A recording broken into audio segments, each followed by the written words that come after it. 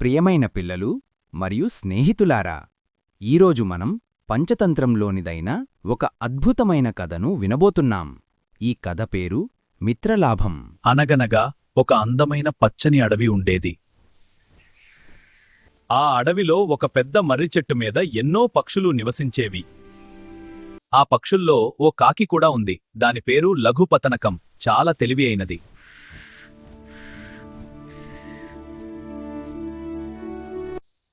ఈ అడవిలో ఎప్పుడూ జాగ్రత్తగా ఉండాలి. ప్రమాదం ఎప్పుడైనా రావచ్చు.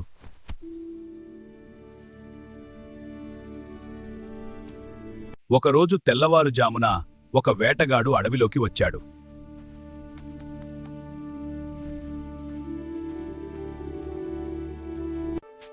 ఈరోజు మంచి వేట దొరుకుతుంది.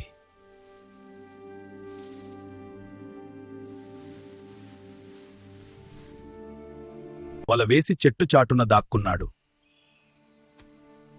కొద్దిసేపటికి పావురాల గుంపు ఆకాశంలో ఎగురుతూ వచ్చింది.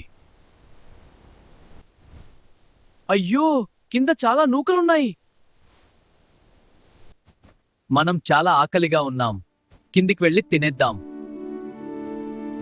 ఆగండి, ఆగండి, తొందరపడకండి. ఎందుకు మహారాజా? మేము చాలా ఆకలిగా ఉన్నాం. ఈ అడవిలో మనుషులు లేరు. అయితే ఈ నూకలు ఎలా వచ్చాయి? ఇందులో మోసం ఉండొచ్చు.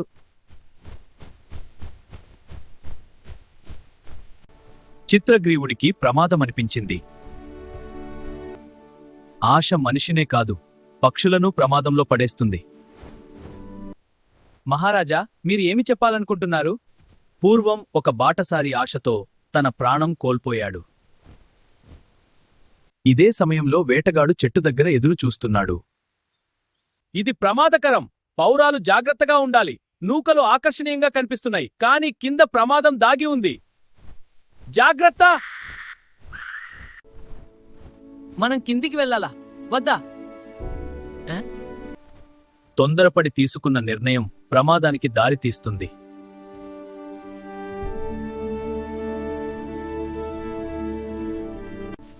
ఒక చిన్న నిర్ణయం వారి జీవితాన్ని మార్చబోతోంది. ఇప్పుడు పౌరాలు ఏమి చేస్తాయి? ప్రమాదం నుండి బయటపడతాయా లేదా? మనం తదుపరి భాగంలో తెలుసుకుందాం. మీకు ఈ కథ నచ్చితే లైక్ చేయండి, షేర్ చేయండి. మరిన్ని మంచి కథల కోసం ఛానల్ని సబ్స్క్రైబ్ చేయండి. మళ్ళీ మరో కొత్త కథతో కలుద్దాం. ధన్యవాదాలు మిత్రులారా.